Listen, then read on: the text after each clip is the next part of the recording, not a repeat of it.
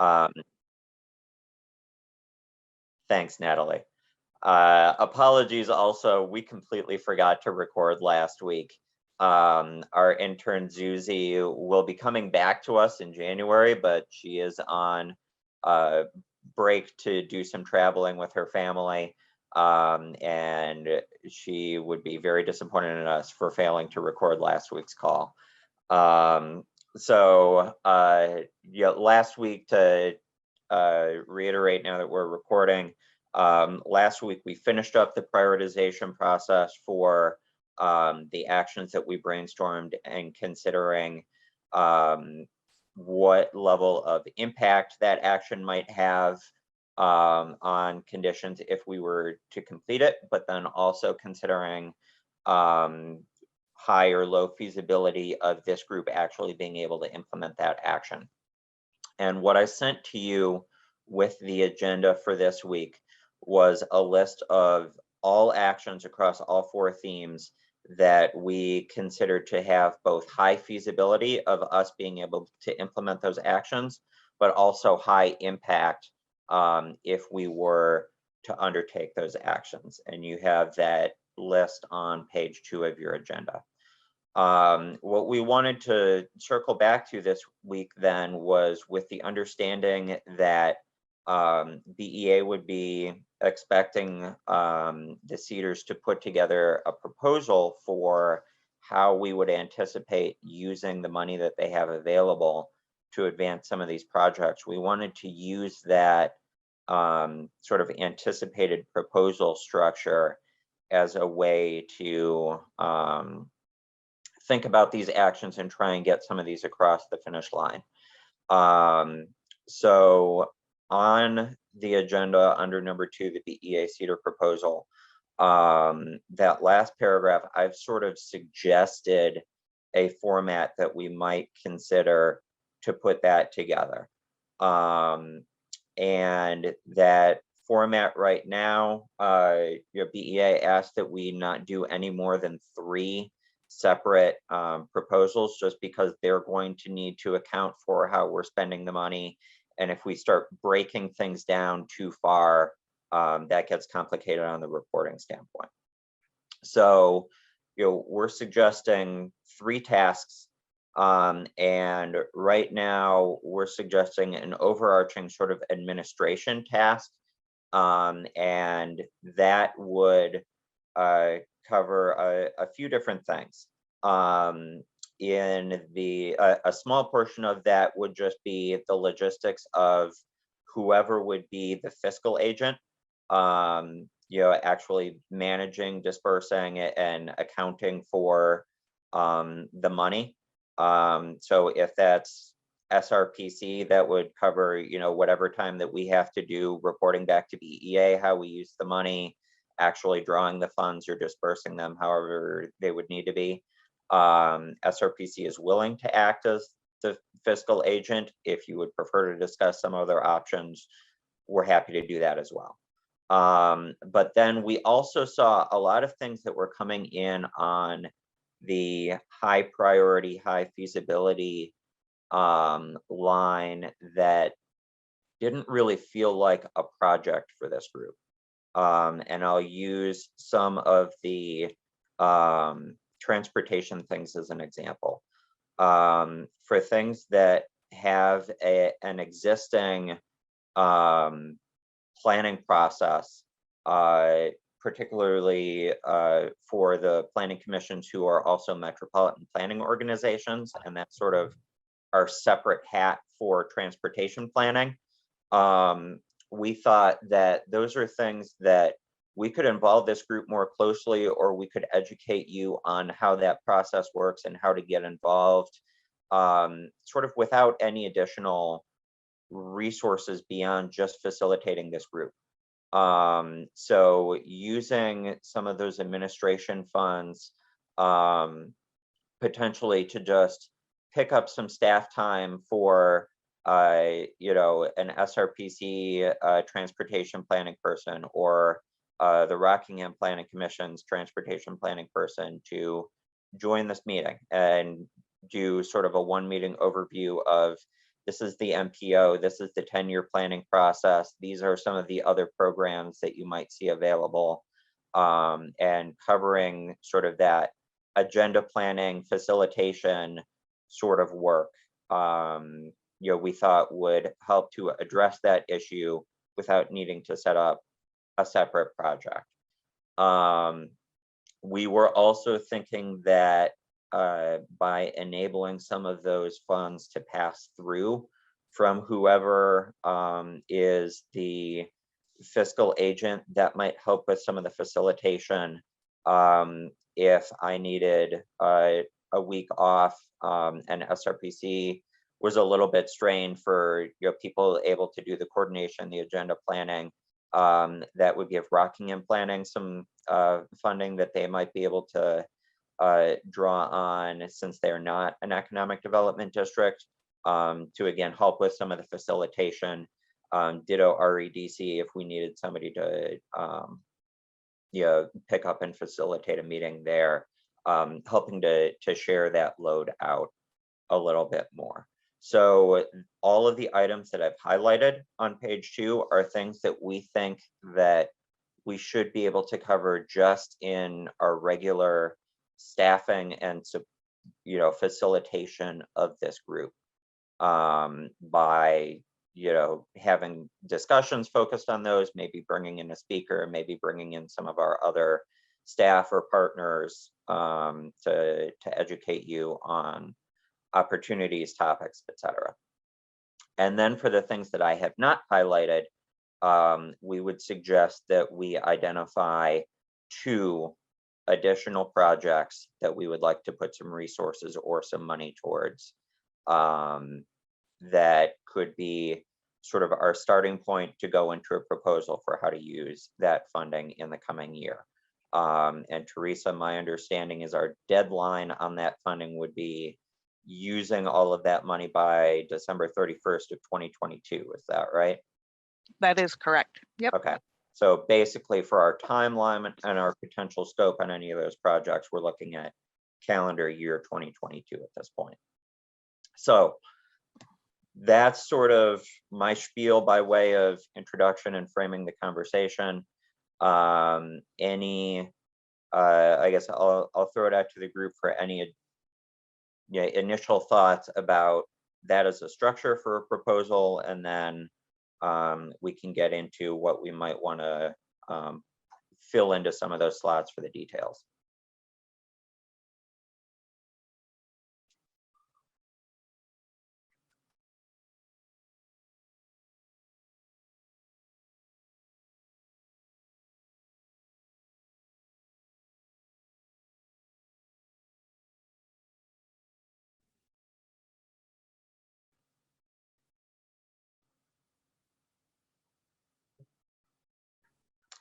All right, let's redirect that a little bit. Thoughts on sort of the administration line as being one of the 3, and as handling some of those smaller things as sort of a catch-all.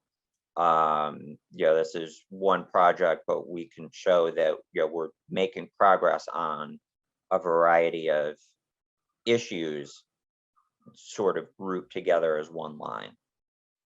I'll jump in to help you out here a little bit, James, I guess. Yeah, thanks, Tim. It'll sound a little self-serving perhaps, but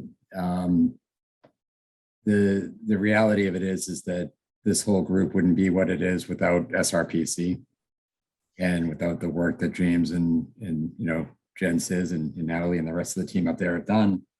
And this is one of my initial concerns with CEDRs from the get-go, is that we have organizations that have the administrative capacity to do a lot of the work that CEDRs are supposed to do, and those are RPCs. So I don't think that this group will work well without that administrative support from the RPCs or SRPC and RPC. So I think it's important to get that first task in place. And again, I know it sounds a little self-serving, but I just think the RPCs are going to be your key to success in terms of keeping these groups going. 100% agree. James and Tim, I can tell you that from Central Southern perspective, the RPCs, they're looking at a similar proposal. So it looks like Nashua RPC J will act as fiscal agent.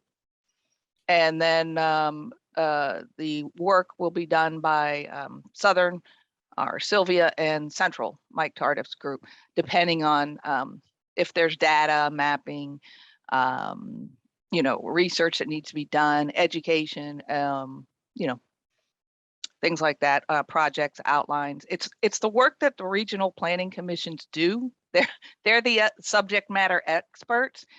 So I really see that what you're proposing, and kudos to you, is that bringing in this collaboration, which this group you already have, it's a nice fit to say that they can support, they can, you know, advocate for, they could be your outreach, they could be a sounding board, what have you. And I think it's a great use of the monies. I do, but I don't have a say in what gets approved and what doesn't.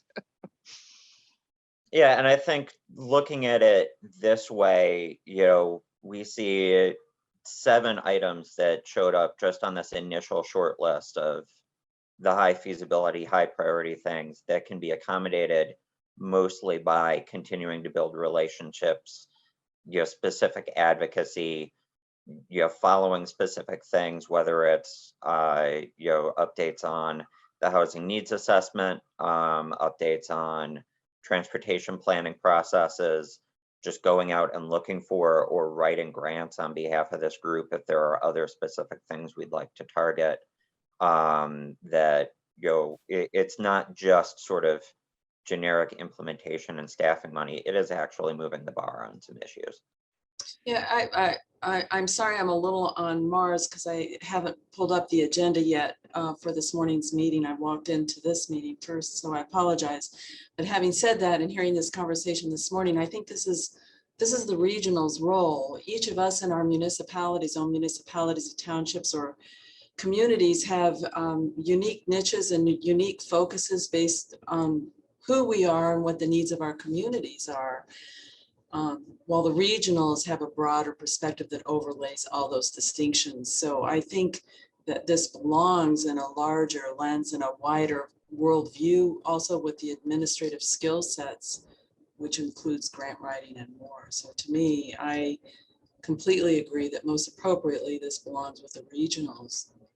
And if Rockingham and Stratford, and I know you do throughout the entire state, but work cooperatively, I feel we're representing the Seacoast interests well. What's the dollar figure on that, James? We don't have a specific dollar figure yet. And we sort of wanted to come with the concept first. What I would see as a next step for the 14th would be if we all are in agreement on, you know, administration is sort of project 1, and then we build some consensus around projects 2 and 3 will be, you know, this and this and this, that maybe we could have some small groups just sort of put together an initial work scope for the 14th offline and come back to, this is what we'd like to do for this study, or hiring this consultant, or developing these deliverables. This is about what we think it would cost, and sort of have the detailed, you know, breakdown of that in 2 weeks.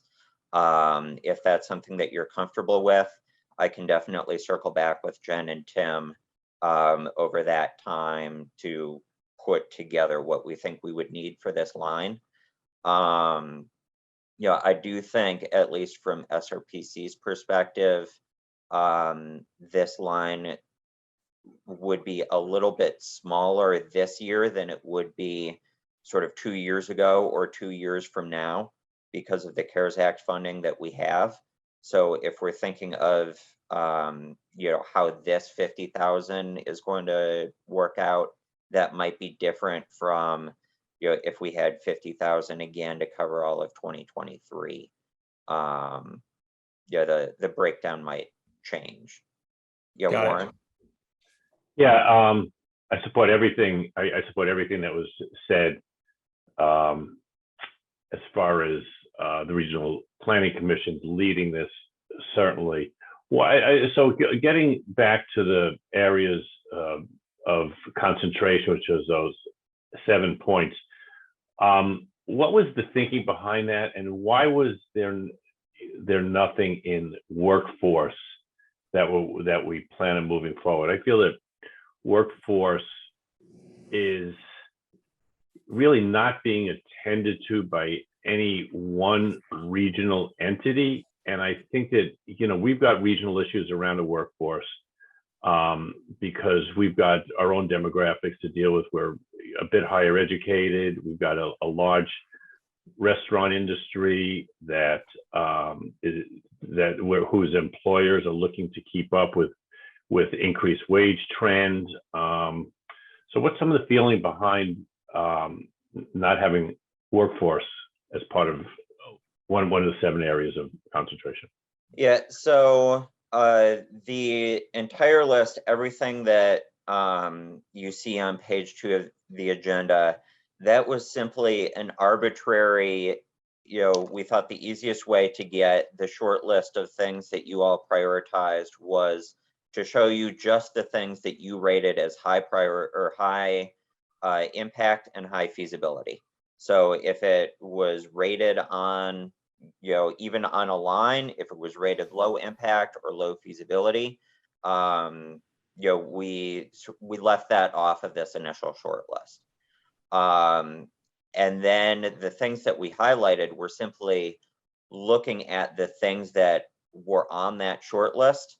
What did we think were things that were relatively easy for us as the planning commissions just to accommodate as administrative, we're planning agendas, we're planning discussion topics sort of things. So the reason nothing on the workforce section fell under that was because those 2 items that were rated in that quadrant didn't really seem to fit that type. They felt like more work, and they felt like things that were their own standalone project. So it's not that we're not suggesting that we move those forward. It's just that the type of work that would go into those feels more like a standalone project that would be our task 2 or our task 3, where we're putting a little bit more intensive effort into a process or a product or an event or a document or what have you. Does that make sense? Yeah, but that's not preventing us from doing some work within these areas. Correct. All we're suggesting is that everything that I've highlighted, we think we can lump into one project, and that can be sort of the double as the administration and facilitation line. Yeah, that does make sense. Thank you.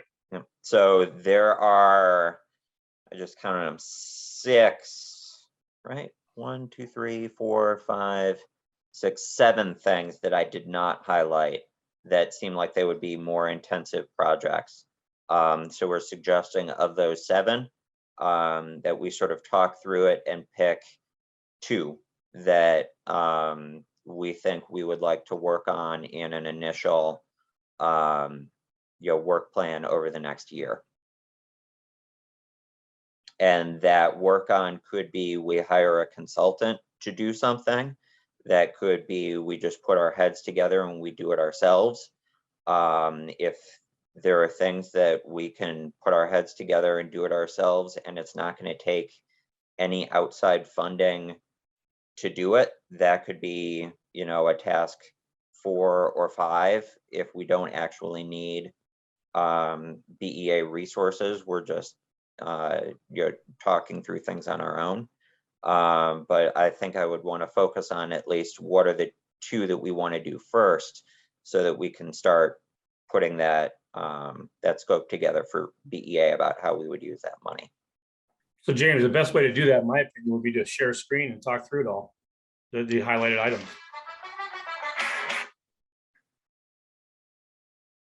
I'm going to go ahead and do that then.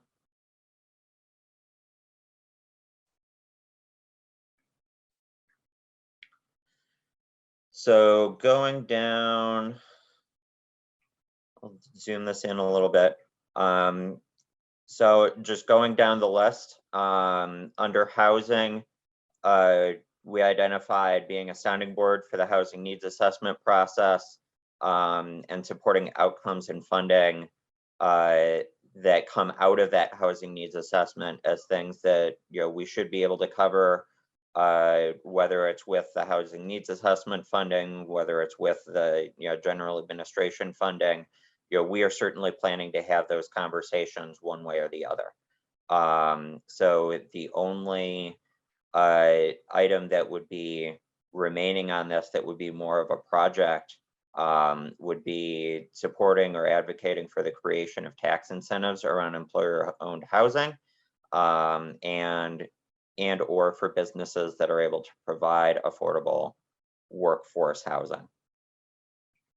Under workforce, the two items that came through on the short list were to educate employers on the value of investing in current employees, and to create or promote forums and events that provide employers opportunities to connect with potential employees and training institutions. Under infrastructure, there were several things that tied into existing processes. So supporting and advocating for opportunities that encourage sharing of intermunicipal infrastructure. Some project specific things, example, the Route 1A Ocean Boulevard work down in Hampton Seabrook, prioritizing transportation investment in the region's already developed areas through weighting and project selection criteria. That would all be coordinating with the MPO process.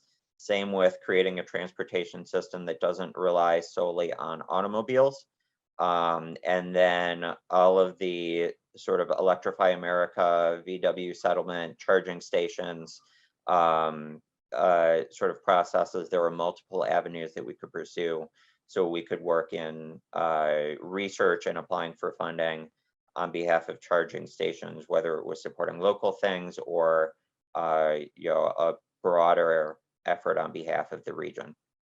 So that would leave potential projects for linking higher density housing to sprawl prevention through zoning legislation, and creating a long range port improvement plan to ensure growth in this critical gateway for commerce. I think number E, we've discussed over the last couple of weeks, that would also be sort of better integrating the port's existing plan to some of our other areas of planning. So that is probably less actually creating a plan than potentially a gap analysis, potentially finding ways to connect that plan to community master plans, etc. And then under quality of life, there was a suggestion to support community efforts at the municipal level to encourage residential development, redevelopment, and putting amenities in or near community centers. We think that, again, that's sort of an advocacy and support thing that we should just be able to cover through continuing to convene this group. So some of those specific projects would be supporting the official New Hampshire Seacoast Greenway, that just the support may be an admin kind of a thing, but then working on connectivity in other communities, exploring linkages between other towns through rails and trails that connect those communities to make them more vibrant, encouraging saving open space. There are probably some bigger project opportunities to go with that. And then finally, partner with stakeholders to create some sort of a Seacoast quality of life digital packet that would be made available for free to all businesses that are seeking workers. So businesses could use it as a recruitment tool or draft pitch statements. Municipalities could use it as a recruitment tool that they could say, here's how great Somersworth is, here's how great Portsmouth is, here's how great Hampton is. But also we have this whole pitch packet on behalf of the entire Seacoast region. Yeah.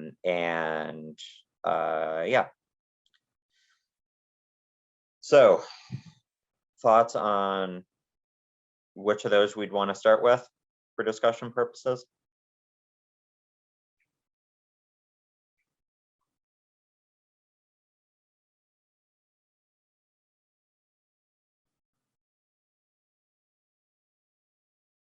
Don't all speak at once.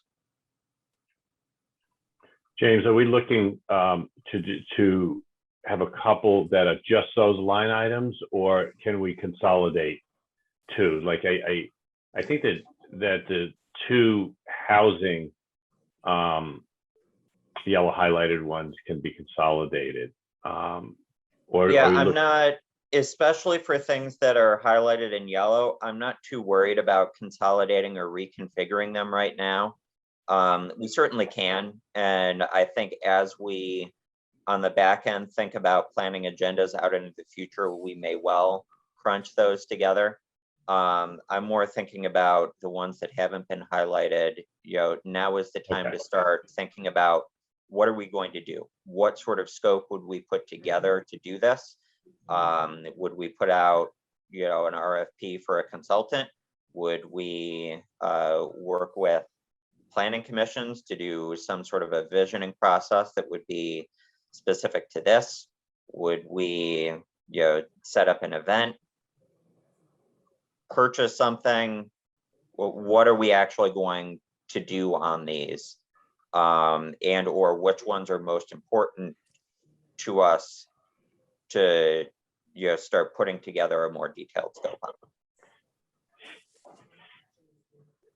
James, just looking at the link that was provided about kind of the overview of the money. Yeah. And under there, it says ineligible expenses, and it talks about services and activities that are part of the routine management and operations.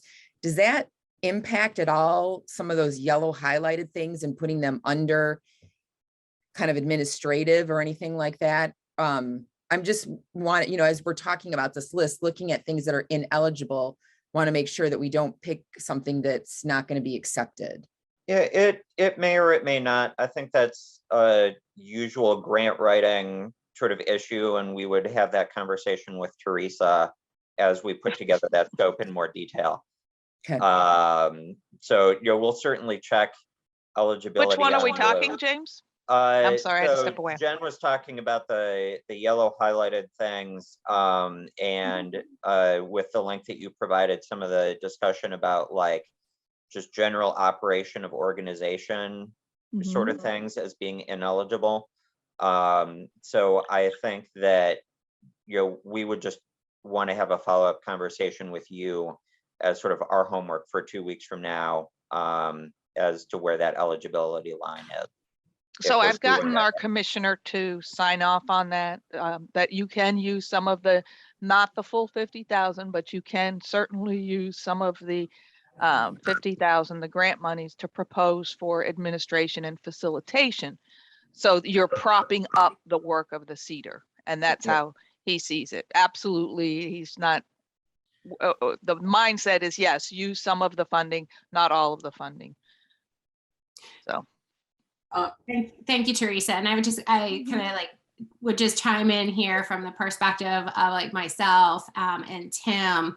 Like we at SRPC are very, very fortunate that we have a CARES Act grant that supports our staff time to facilitate these calls and the Seacoast Economic Development stakeholders every Tuesday. But that funding goes away at the end of September 22, as well as like Tim and his team do not have funding to be here and facilitate and do some of these yellow highlighted things with you all and coordinate that. So it's going to that end of making sure that we can continue to provide the level of support and convene our Tuesday morning calls and do some of these things here that are yellow highlighted. What's the number on that, Jen? That is a very great question, Darren. No, I mean, how much is your? I can tell you how much our CARES Act grant is, but this, Yeah, I mean, that's this what I is a mean. portion of the CARES Act grant. We have just shy of 400,000 for the project period. So So- if we needed to specifically go back through our QuickBooks and figure out what we've We could. coded to this over the year and a half or so of the pandemic, we could do that. We haven't. Right. As a general ballpark though, SRPC usually has at least 2 or 3 staff members on this call. So that's, 3 hours of staff time right there. Plus it usually takes us, an hour or 2 to put the agenda together, do all of the distribution, type up the notes. You're probably talking minimum 5-6 hours of staff time a week per call. And we've been doing these every week for a year and a half. James, you don't have to justify any of that to us. If you guys asked for 49,999, we'd all say yes. Honestly. You asked what does it take? So I was just giving you my best guess as to, in terms of staff hours, what it takes on a weekly basis. My guess would be minimum 5 or 6 hours a week. What scares me is that this frequently could more. go away. In other words, after, if the funding lasts, to the end of next year, the last thing in the plan I think anybody wants to have happen is this not to continue in the future. And so we've got to figure out some sort of funding mechanism so that you guys can be made whole, so that when this money and the 50,000 runs out or whatever, we still are able to do this.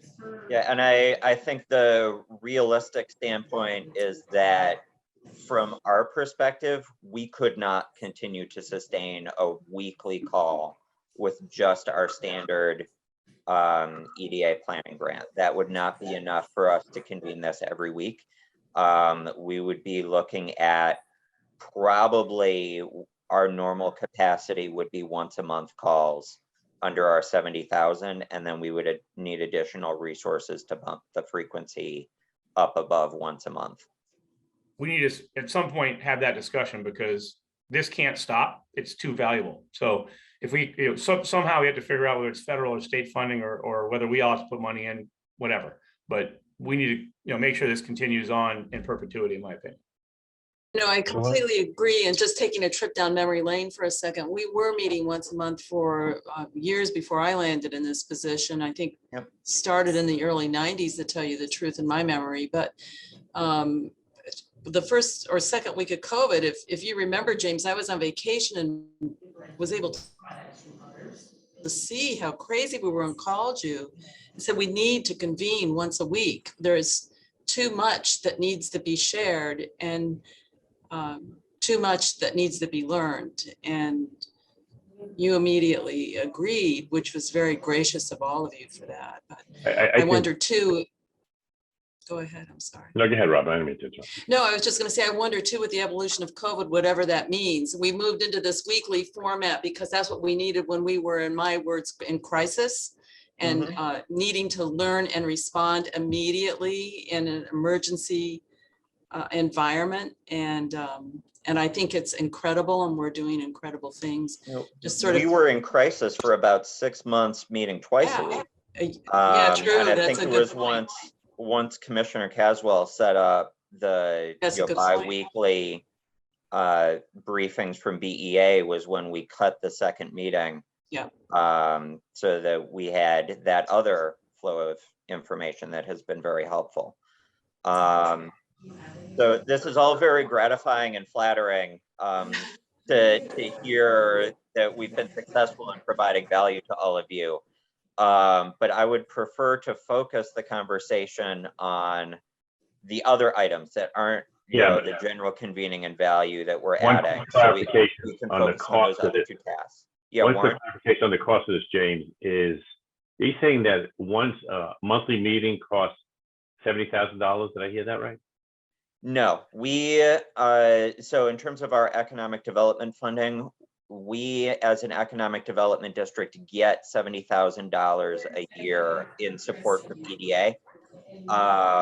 So we think that we would be able to continue to do once a month using that funding, but that funding also covers all of the other technical assistance we're supposed to provide to our communities. It covers an expected annual update to our comprehensive economic development strategy.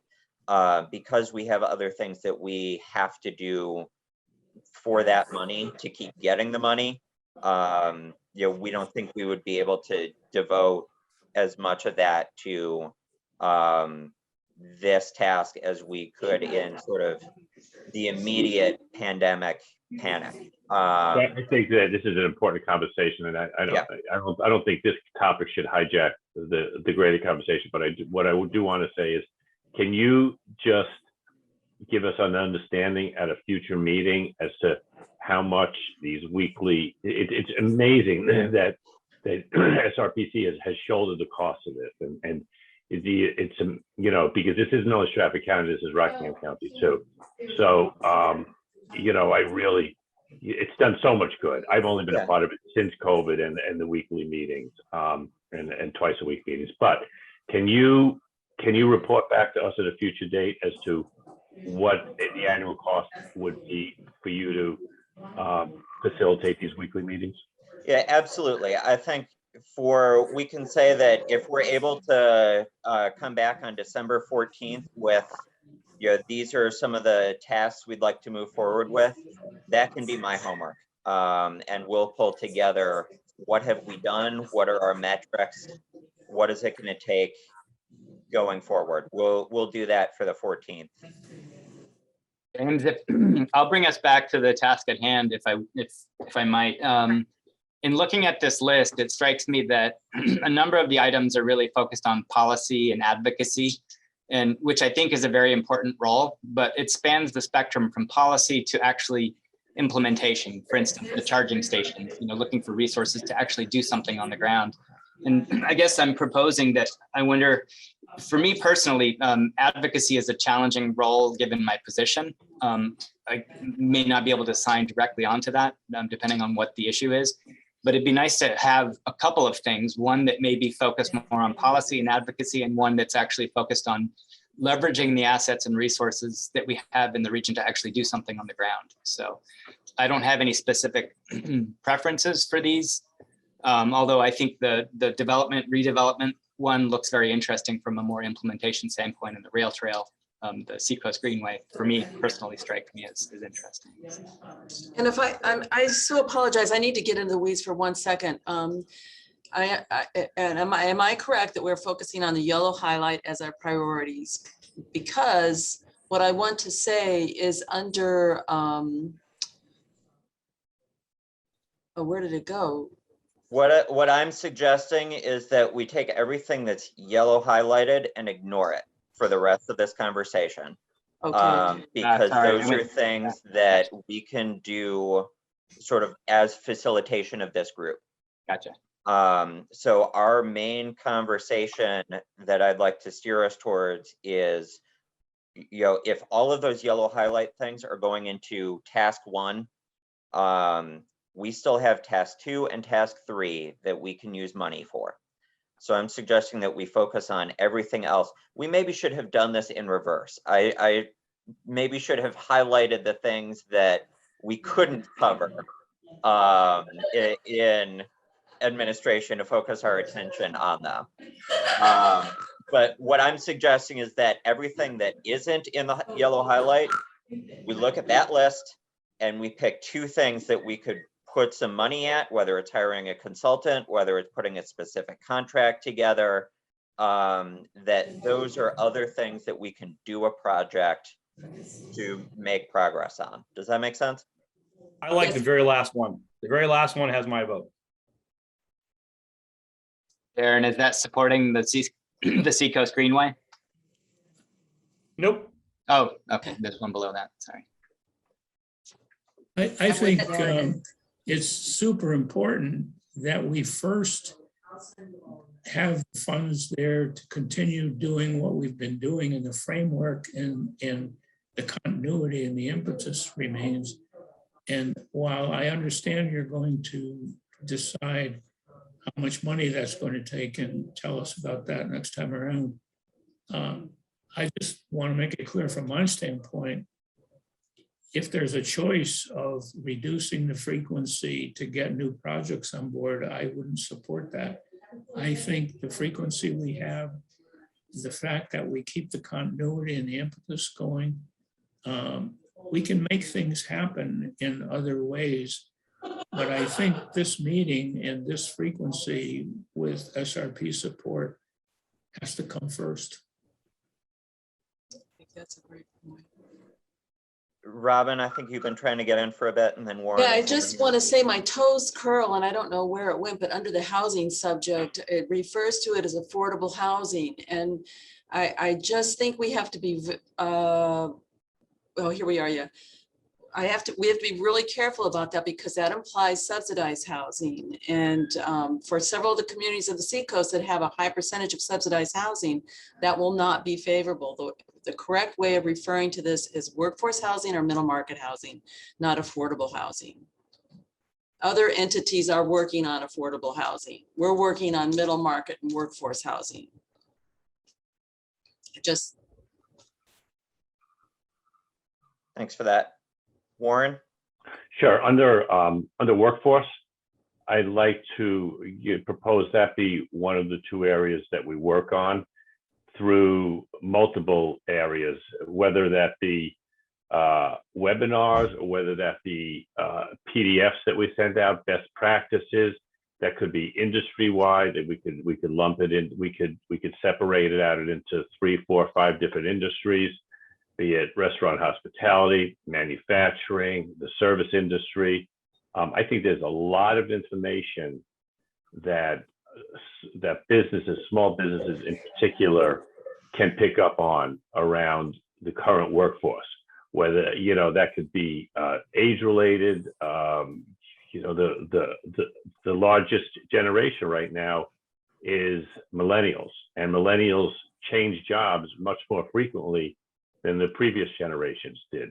So understanding that and not getting, as employers, not getting frustrated with a workforce that is out there and has a way of working based more on value systems than they have in previous generations, I think is a good educational piece. Just an example, but there's a lot there. So you would be sort of starting with A and the educate employers, and you're maybe tweaking the scope a little bit, but sure. In terms of this list, starting there. Barb?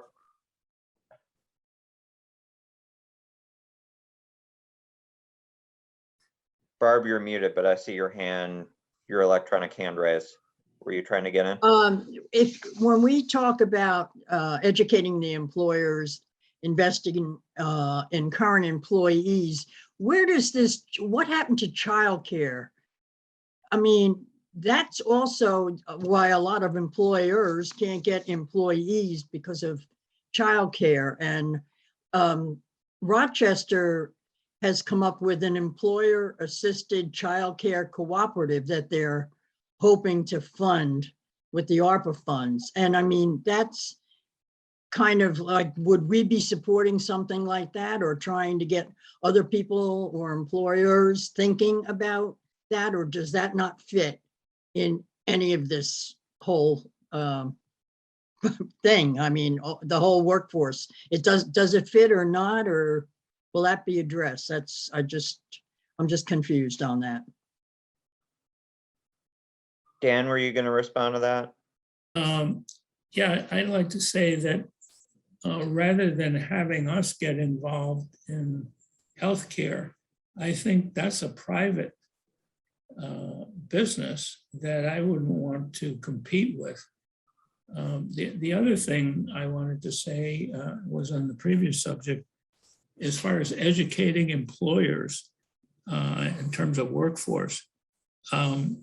I think we have to educate the general public about what having workforce means. I mean, you get immediate reaction from a lot of neighborhoods that, not in my backyard thing.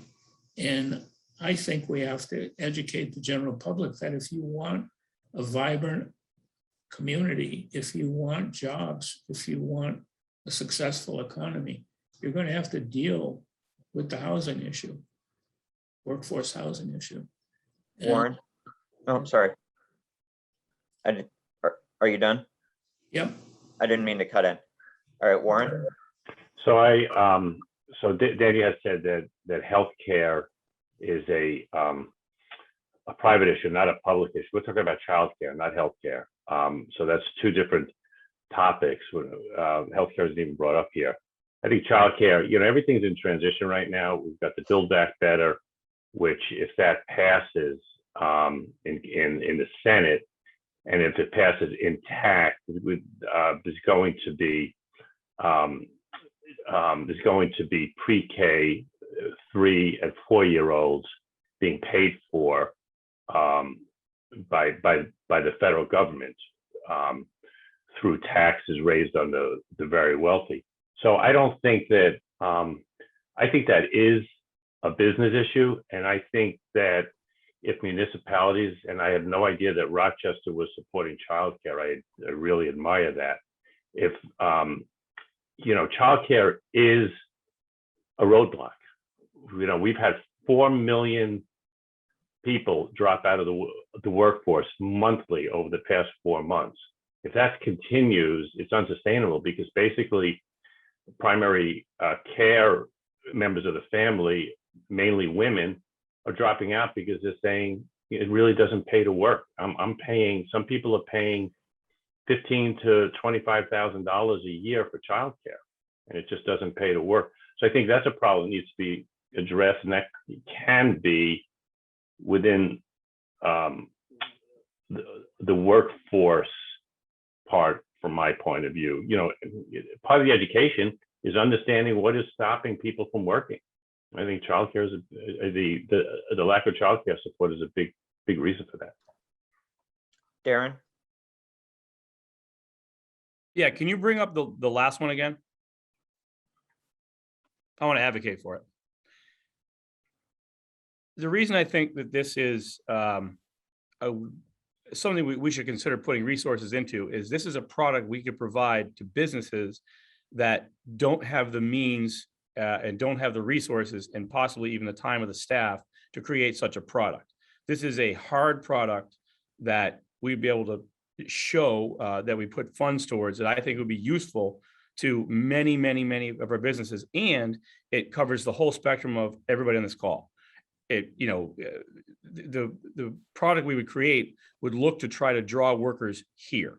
We could, any number of ways we can do that, but I just personally think that would be a very, very good use of funds. So I am HO. I like the line of thinking. I really do, Darren, because that would be something that we'd have a direct result for, right? We'd have it electronically. We'd have it in paper copy. My concern would be what the expense of all that would be to implement that. But I think the Seacoast quality of life is really something to sell. I agree with you. I see Nancy Carmer and then Ben. I just want to make sure that since I joined late, we're looking at the non-highlighted ones for use of the funds that would come from the state to our CEDS Correct. group. Okay. So I agree with what Darren said and what Warren just said.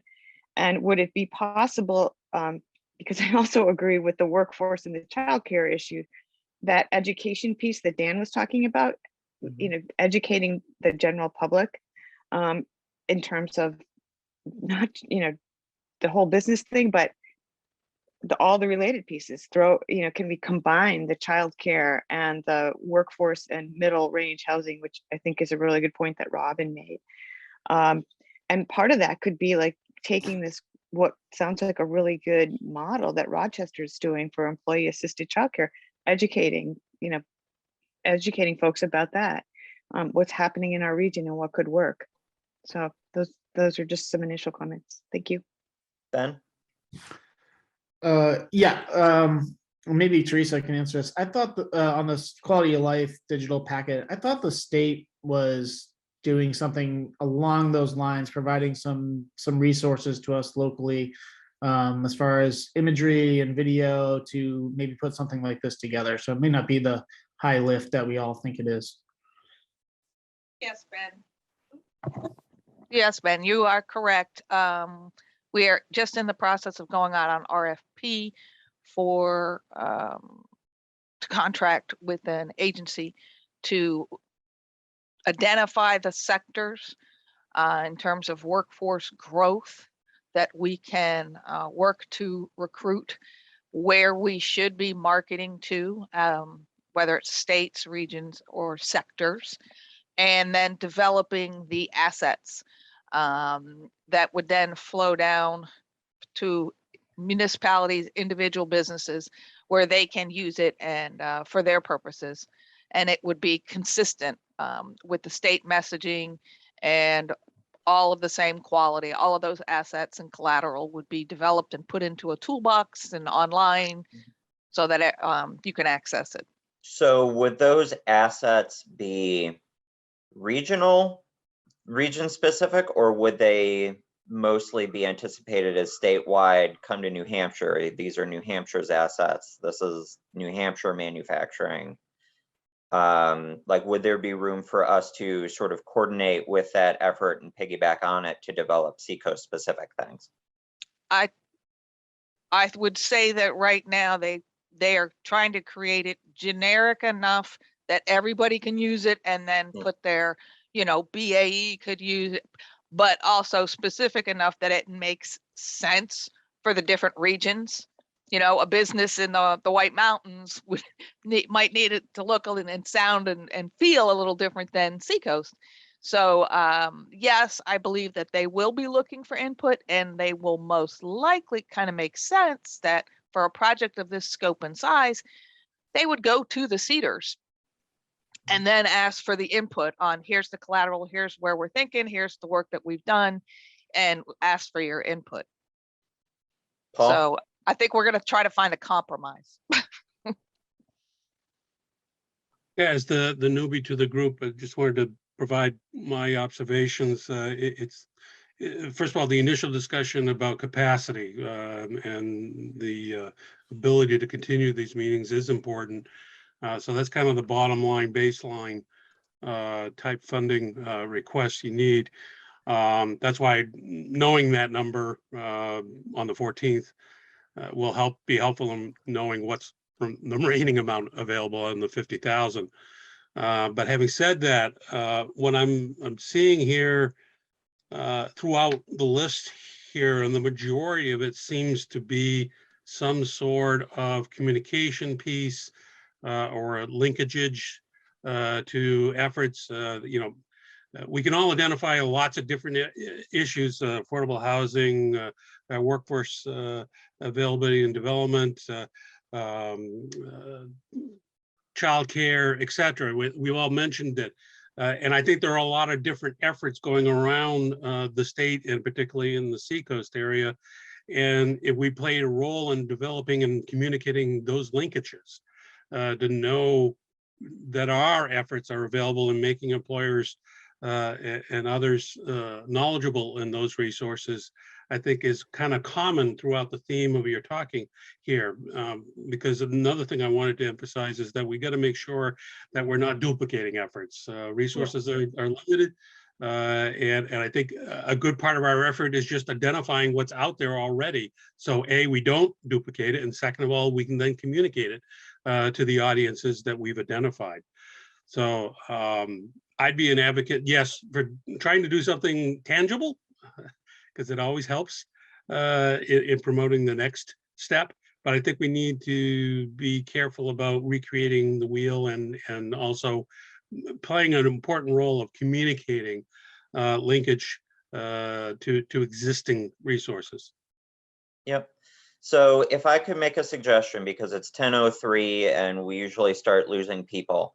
It sounds like we have at least some fairly firm advocates behind those two suggestions, the sort of Seacoast quality of life materials package and some sort of public education and awareness of workforce issues.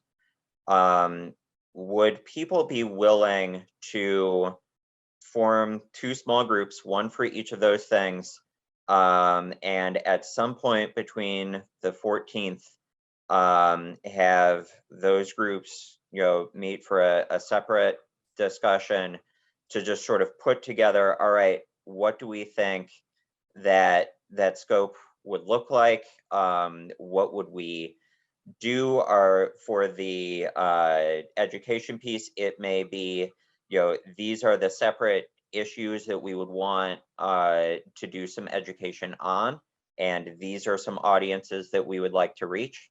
For the materials thing, it might be, all right, this is, we took a look at the state's RFP, or, we chatted with Teresa, and this is our understanding of their scope. So these are some gaps we might want to fill in, and these are materials that we might put together, just so that we can start developing those ideas a little bit further.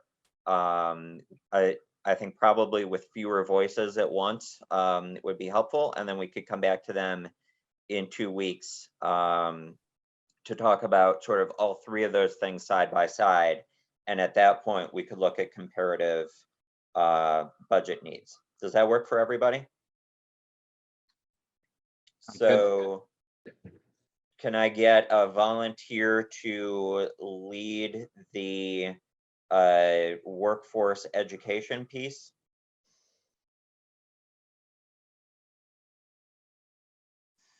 I'll volunteer for the other.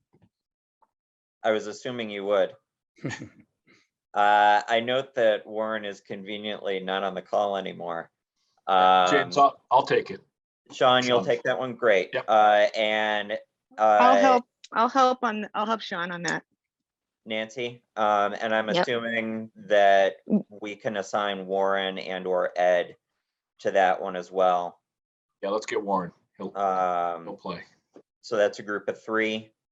And then Darren has volunteered to lead the quality of life sort of marketing piece. Volunteers to join him on that. Dan? I'll work with Darren. Anybody else? I'll jump in as well. This is Charlie. Charlie? So Any James, other I'll takers? offer to anybody else, let me, before people drop off, everybody who's working on these issues, please reach out to me. I will hunt down and let you know. I'll give you the update as to what the state is working on, where we're on, and timelines. So that may help you as you're trying to frame things up. Okay, so our homework for next week for those 2 groups is to have at least an initial sort of scoped idea for us to talk through further. If you're able to think through cost estimates, great. If not, we can sort of frame the administration piece first if that's the preference, and we can go from there. Anything else for the group? Thank you, All right, James. thank you all. Thanks, James. This was a very productive conversation.